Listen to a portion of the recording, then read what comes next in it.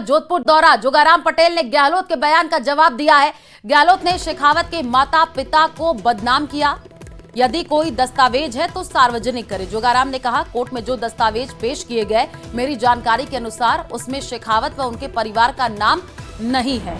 तो बड़ी खबर जोधपुर से आपको बता रहे हैं। कैबिनेट मंत्री जोगाराम पटेल का जोधपुर दौरा और जोगाराम पटेल ने गहलोत के बयान का जवाब दिया। सुनिए।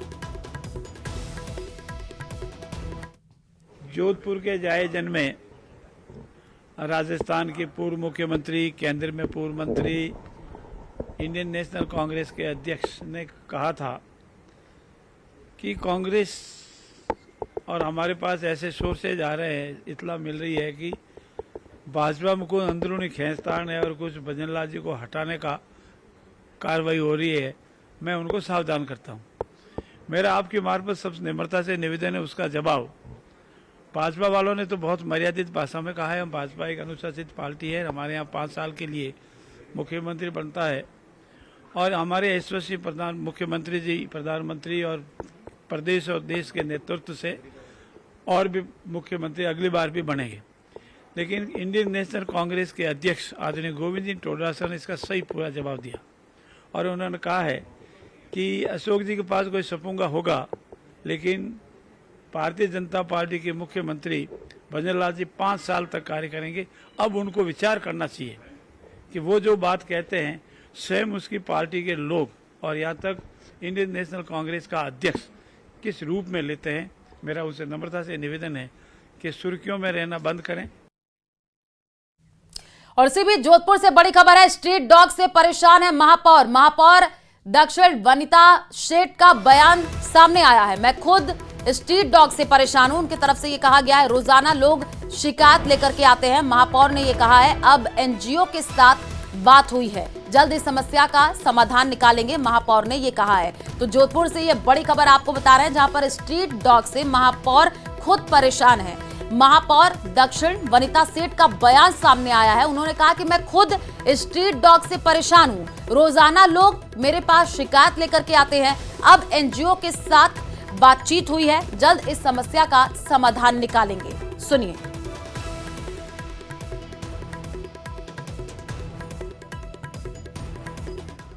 और बीच में 4-5 बार हटाने की कोशिश की गई तो 2-3 एनजीओ जो परेशान कर रहे हैं, उसकी कल ही मेरे से अपने कई वकीलों से भी बात हुई है इसमें।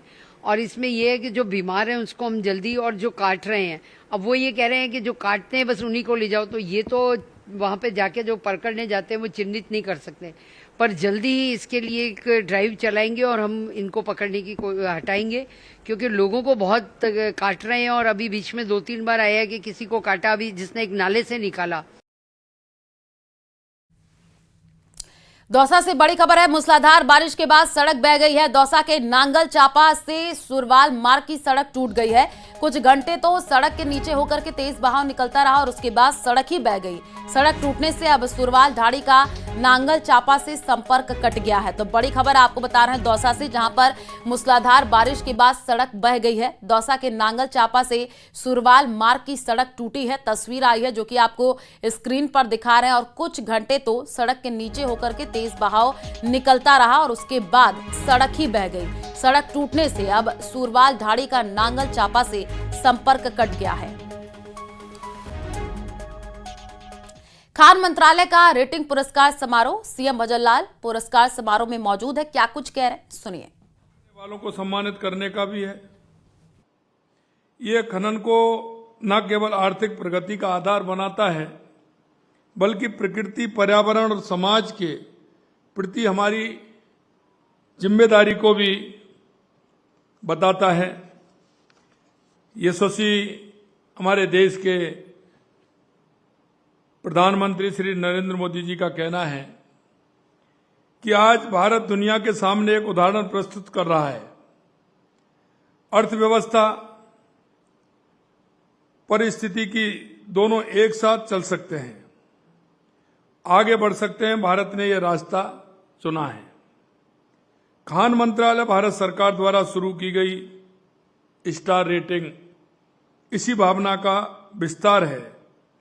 यह प्रणाली केवल खनन गतिविधियों की मूल्यांकन प्रक्रिया नहीं है, यह पर्यावरण संरक्षण और सामाजिक उत्तरदायित्व को बढ़ावा भी देता है।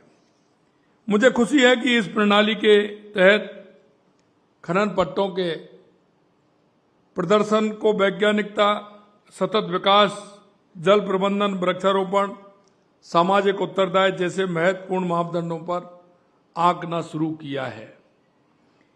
वर्ष 2023-24 के लिए स्टार रेटिंग पुरस्कार विजेताओं को मैं हृदय से बधाई देता हूं। आपने यह सिद्ध कर दिखाया है कि उत्पादन और पर्यावरण संवेदनशील साथ साथ चल सकते हैं। आपने पर्यावरण की रक्षा के, जल संरक्षण और स्थानीय समुदायों के विकास में भी महत्वपूर्ण योगदान दिया है। मैं अगर राजस्थान के बारे में मैं कहूं तो राजस्थान न केवल अपनी सांस्कृतिक विरासत और प्राकृतिक सौंदर्य के लिए जाना जाता है, बल्कि खनिज संपदा के क्षेत्र में देश में अग्रणी है। और ये बात मैं इसलिए कहना चाहता हूं कि राजस्थान को खनिजों का संग्रहालय कहा जाता है।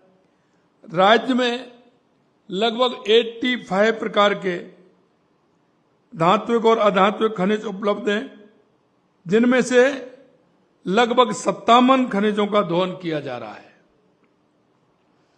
हमारे राज्य में उत्पादित खनिज देश के कुल खनिज उत्पादक मूल्य का 12% हिस्सा है। खनन क्षेत्र प्रदेश की जीडीपी में भी अपनी महत्वपूर्ण भूमिका निभाता है। मुझे ये बताते हुए गर्व है कि और अनुभूति भी हो रही है कि राजस्थान में खनिज ब्लॉकों की नीलामी के क्षेत्र में भी अभूतपूर्व प्रदर्शन किया है। राजस्थान प्रधान खनिज के खनन पट्टों की नीलामी में शतक लगा चुका है।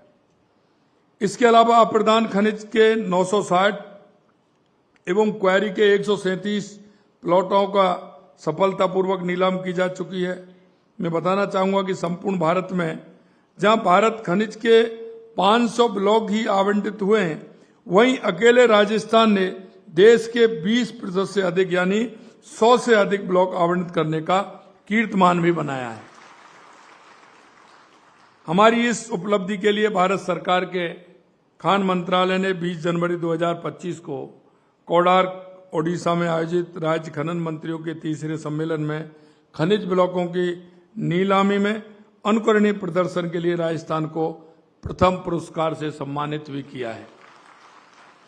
प्रदेश में गत सरकार के समय 2023-24 में माइनिंग रॉयल्टी के रूप में राजस्व 3% बढ़ोतरी के साथ में 7,460 करोड़ रुपए रहा, जबकि हमारे प्रयासों से 2024-25 में रॉयल्टी का राजस्व 9,228 करोड़ रहा, जो गत वर्ष से 24% अधिक था और खान विभाग के इतिहास में रॉयल्टी राजस्व का एक रिकॉर्ड भी था। और मैं आपसे इसलिए कहना चाहता हूं, आप इस क्षेत्र के बहुत ही अनुभव रखने वाले हो। आप अपने क्षेत्र में एक